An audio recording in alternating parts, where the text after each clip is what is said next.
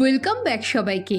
আজ আমি new K drama lovely রানার এর এপিসোড 1 এক্সপ্লেন করব। ভিডিও শুরুর আগে ভিডিওটা লাইক করে দাও আর নতুন হলে চ্যানেলটা সাবস্ক্রাইব করে দাও। তো চলো শুরু করা যাক।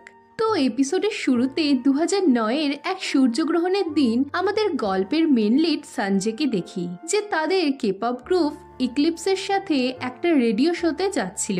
অন্যদিকে গল্পের নায়িকা ইমসোল হাসপাতালের বেডে শুয়ে বাইরের দিকে একদৃষ্টে তাকিয়েছিল। অ্যাক্সিডেন্টের কারণে তার পা অকেজো হয়ে যায়। সে লাইফের প্রতি এতটাই হতাশ ছিল যে ভাঙা কাঁচের টুকরো দিয়ে নিজেকে শেষ করতে চাইছিল। অন্যদিকে শো থেকে লিসনারদের কল করা হয়। এদিকে ইমসোলের ফোন বাজতে থাকলে সে ফোনটা তোলে। দেখা যায় রেডিও শো থেকে তাকে ফোন করা হয়েছিল। সঞ্জয় তার সাথে কথা বলতে থাকলে ইমসোল বলে সে তাকে চেনে না। এরপর ফোন রাখার আগে গিফট হিসেবে আরজি তাকে রানিং শু গিফট করতে গেলে ইমসোল অনেক রেগে যায় আর জানিয়ে দেয় সে বেঁচে থাকতে চায় না। এই শুনে সঞ্জয় বলে ওঠে, তুমি বেঁচে আছো বলে যারা তোমায় ভালোবাসেন তারা শান্তিতে আছেন, তুমি তাদের কথা ভেবে বাঁচো। এই শুনে ইমসোল কাঁদতে শুরু করলে তার মা তাকে জড়িয়ে ধরে কমফর্ট করে। এরপর 31শে ডিসেম্বর 2022-এর ঘটনা দেখি। ইমসোল এখন সঞ্জয়ের অনেক বড় ফ্যান। ঘুম থেকে উঠে ইমসোল দেখে তার ঠাকুমা সঞ্জয়ের ঘড়ি পরে বসে আছে, যেটা ইমসোল অকশন থেকে $3000 দিয়ে কিনেছিল। এই দেখে সে ঠাকুমাকে ঘড়িটা দিতে বলে, কিন্তু ঠাকুমা সেটা দিতে চায় না। শেষে ইমসোলের জোড়াজুড়িতে তার মা ঘড়িটা ঠাকুমার কাছ থেকে আদায় করে তাকে দেয়। ঘড়িটা পেয়ে ইমসোল সেটা পরিষ্কার করে আর তার মাকে জানায় আজ 5 বছর পর ইক্লিপসের কনসার্ট আছে।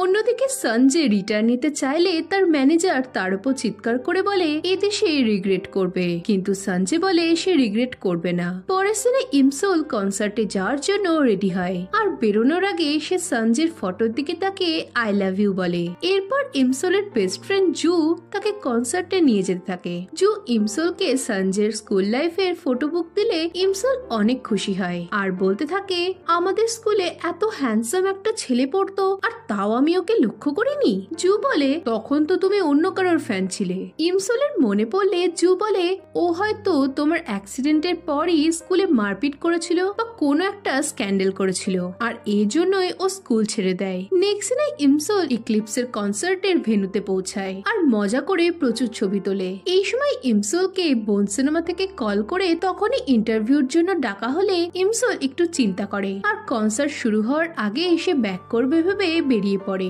এরপর ইমসোল বন সিনেমার অফিসে আসলে সে পঙ্গু জেনে তাকে জব দেওয়া হয় না। এতে ইমসোলের একটু খারাপ লাগলেও কিছু পর সঞ্জয়কে দেখতে পাবে ভেবে তার মন খুশি হয়ে যায়। কিন্তু রাস্তায় অনেক জ্যাম ছিল, তাই সে যখন ভেন্যুতে পৌঁছায় তখন এন্ট্রি ডোর বন্ধ হয়ে গেছিল। সে এক স্টাফকে অনেক রিকোয়েস্ট করলেও স্টাফ তার কথা শোনে না, তাই অগত্যা সে বাইরে থেকে কনসার্টটা এনজয় করতে থাকে। ভেতরে সঞ্জয় গান গাইতে থাকে আর বাইরে থেকে ইমসোল তাকে চিয়ার করে যায়। সঞ্জয় একটা রোমান্টিক সং গাইলে ইমসোলের চোখে জল চলে আসে।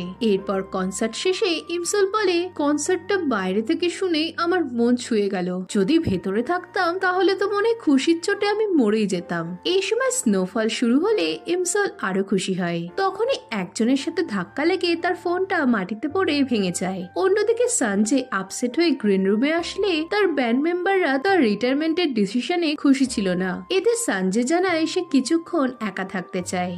পরের দিনে ইমসোল একা একা বাস স্ট্যান্ডে যেতে থাকে। এই সময় তার হুইল চেয়ারের ব্যাটারি শেষ হয়ে যায়। এই দেখে ইমসোলের মনে হয় সারাদিনে আজ তার সাথে অনেক খারাপ ব্যাপার ঘটে গেছে। এইসব ভেবে সে ঠান্ডায় কাঁদতে থাকলে তখনই সঞ্জয় তাকে দেখতে পেয়ে তার কাছে যায়। ইমসোলের বিশ্বাসই হয় না যে সঞ্জয় তার সামনে দাঁড়িয়ে আছে।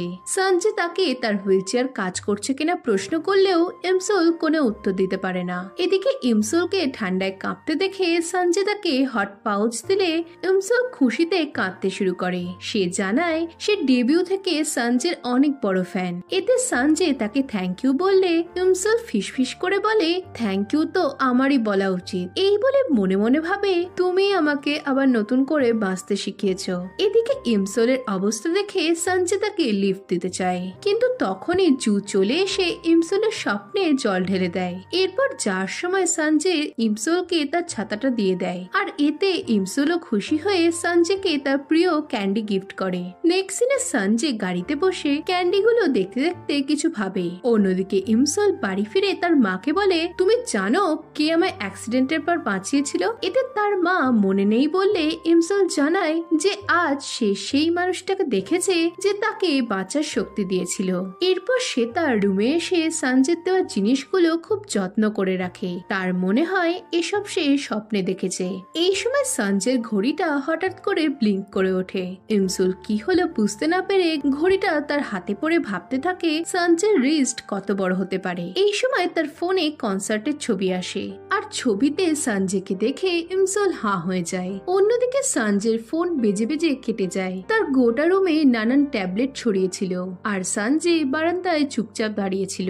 নেক্সট সিনে সঞ্জয় বারান্দা থেকে ঝাঁপ দেয়। এদিকে সঞ্জয়ের নিউজটা পেয়ে ইমসোল প্রথমে বিশ্বাস করতে পারে না, কিন্তু সঞ্জয়ের ভিডিও দেখে ইমসোল শকড হয়ে যায়। সে তখনই হসপিটাল যাওয়ার জন্য বেরিয়ে পড়ে। রাস্তায় সঞ্জয়ের ঘড়িটা হাত থেকে নিচে পড়ে গেলে ইমসোল তখনই জলের মধ্যে ঘড়িটা কুড়োতে যায়। এদিকে হসপিটালে অনেক চেষ্টার পরও সঞ্জয় মারা যায় আর তখনই জলের মধ্যে সঞ্জয়ের ঘড়িটা আবারও জ্বলে ওঠে। ইমসোল ঘড়িটা নিয়ে ওপরে তাকিয়ে সঞ্জয়ের মারা যাওয়ার নিউজটা দেখতে পায়। নিউজে বলা হতে থাকে অতিরিক্ত মাত্রায় ডিপ্রেশনের কারণে সঞ্জয়ের আজ এই পরিণতি।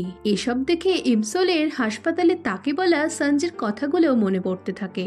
এসব মনে পড়ে ইমসোল কাঁদতে কাঁদতে সঞ্জয়ের ঘড়িটার সুইচ প্রেস করলে চারপাশে এসব থেমে যায় আর পর মুহূর্তে ইমসোল তার স্কুলে জেগে ওঠে। সে নিজেকে ক্লাসরুমে নিজের পায়ে দাঁড়িয়ে থাকতে দেখে ভাবে যে সে হয়তো কোনো স্বপ্ন দেখছে। তখনই তার সঞ্জয়ের কথা মনে পড়াতে সে ছুট লাগায়। অন্যদিকে কিছু সুইমারদের দেখানো হয় যারা 2008 অলিম্পিকে যাওয়ার জন্য ট্রেনিং করছিল। হুইসেলের আওয়াজে তারা সুইমিং স্টার্ট করে। এদিকে ইমসোলও দৌড়তে থাকে। সে ছুটতে ছুটতে পুলের ধারে পৌঁছায় আর কাউকে খুঁজতে থাকে। তখনই সে সুইমারদের মাঝে সঞ্জয়কে দেখতে পায় আর আনন্দের চোটে সঞ্জয়ের নাম ধরে ডেকে দৌড়ে এসে তাকে জড়িয়ে ধরে কাঁদতে শুরু করে আর এসবে সকলে অবাক হয়ে যায়। ইমসোল বলতে থাকে, তুমি একা একা অনেক কষ্ট পেয়েছো। তুমি কাউকে কখনো বলনি যে তুমি কষ্টে আছো। আমি জানতাম না যে তুমি এত কষ্ট পাচ্ছ।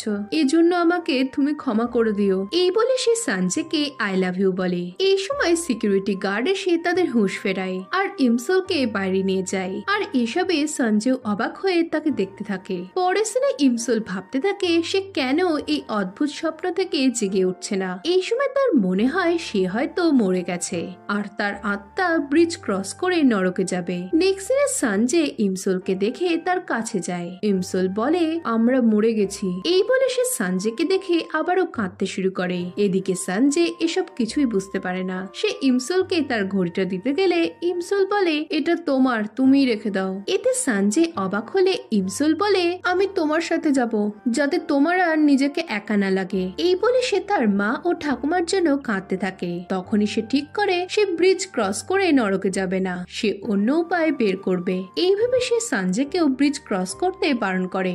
এদিকে ইমসোলের কোনো কথাই সঞ্জয়ের মাথায় ঢুকছিল না। সে হাঁটতে শুরু করলে ইমসোল তাকে আটকায় আর বলে তারা একসাথে থাকবে। এদিকে এসবে ভয় পেয়ে সঞ্জয় ট্যাক্সি ধরে পালায় আর ইমসোল অবাক হয়ে ভাবে নরকে যাওয়ার জন্য ট্যাক্সি পাওয়া যায় নাকি। এই সময় ইমসোলের মা ফোন করে স্কুল থেকে পালানোর জন্য তার উপর চিৎকার শুরু করে আর তাকে তখনই বাড়ি আসতে বলে। পরের সিনে দেখি সঞ্জয়ের পুরো ঘর সুইমারদের পিকচার দিয়ে সাজানো। তার বাবা ফোন করে তার গেমে প্রশংসা করতে থাকে। এরপর তার বাবা তার কাঁধের কথা জিজ্ঞেস করলে সঞ্জয় ঠিক আছে বলে কথাটা ঘুরিয়ে দেয়। ফোন রাখার পর তার কাঁধে ব্যথা হতে থাকলে তার পুলের ধারে ইমসোলের বলা কথাগুলো মনে পড়তে থাকে। এরপর সে দেখে ইমসোলের ঘড়িটা ভুল করে তার কাছেই থেকে গেছে। অন্যদিকে ইমসোল তার বাড়ি দেখে হাঁ হয়ে যায়। তার বিশ্বাসই হয় না যে স্বপ্ন তাকে তাদের পুরনো বাড়িতে নিয়ে যেতে পারে। সে মায়ের কাছে গেলে দেখে তার মারও বয়স কমে গেছে। এরপর ঠাকুমাকে সুস্থ দেখে ইমসোল তাকে জড়িয়ে ধরে আর আনন্দে কাঁদতে থাকে। এরপর সে তার নিজের রুমে আসে। সে অনেক খুশি ছিল। এই সময় ক্যালেন্ডারের তারিখ দেখে সে বুঝতে পারে কিছুদিন বাদেই তার অ্যাক্সিডেন্ট হবে। এই দেখে তার অ্যাক্সিডেন্টের পর পা চলে যাওয়ার কথাটা মনে পড়ে চোখে জল আসে। রাতে সে ভাবে সে কি কাল চোখ খোলার পরও এখানে থাকবে। তাই সে মা ও ঠাকুমার মাঝে শুয়ে পড়ে। পরদিন সে ঘুম থেকে উঠে পা নাড়াতে পারছে না দেখে ভাবে সে হয়তো 2023-এ ফিরে এসেছে, কিন্তু পরক্ষণেই বুঝতে পারে সে 2008-এই আছে। এরপর সে স্কুলের জন্য বেরোয়। পরের দিনে স্কুলে সঞ্জয় ইমসোলের ঘড়িটার দিকে তাকিয়ে ভাবে এটা তার ফিরিয়ে দেওয়া উচিত। এই সময় ইমসোল স্কুলে পৌঁছে সঞ্জয়কে দেখে খুশি হয়, কিন্তু তখনই তার ডেথের কথা মনে পড়ে তার চোখে জল এসে যায়। তখনই বৃষ্টি শুরু হয়। সঞ্জয় তাকে কাঁদতে দেখে তার কাছে আসে আর তার মাথায় ছাতা ধরে প্রশ্ন করে, তুমি কাঁদছো কেন? ইমসোলের মনে পড়ে 2022-এও সঞ্জয় একইভাবে তার মাথায় ছাতা ধরেছিল। আর এর সাথে এপিসোড 1 এখানেই শেষ হয়ে যায়। তো এরপর কি হবে জানতে হলে ভিডিওটিতে লাইক ও কমেন্ট করো, আর নতুন হলে চ্যানেলটা সাবস্ক্রাইব করে দাও। তো দেখা হচ্ছে নেক্সট ভিডিওতে। বাই।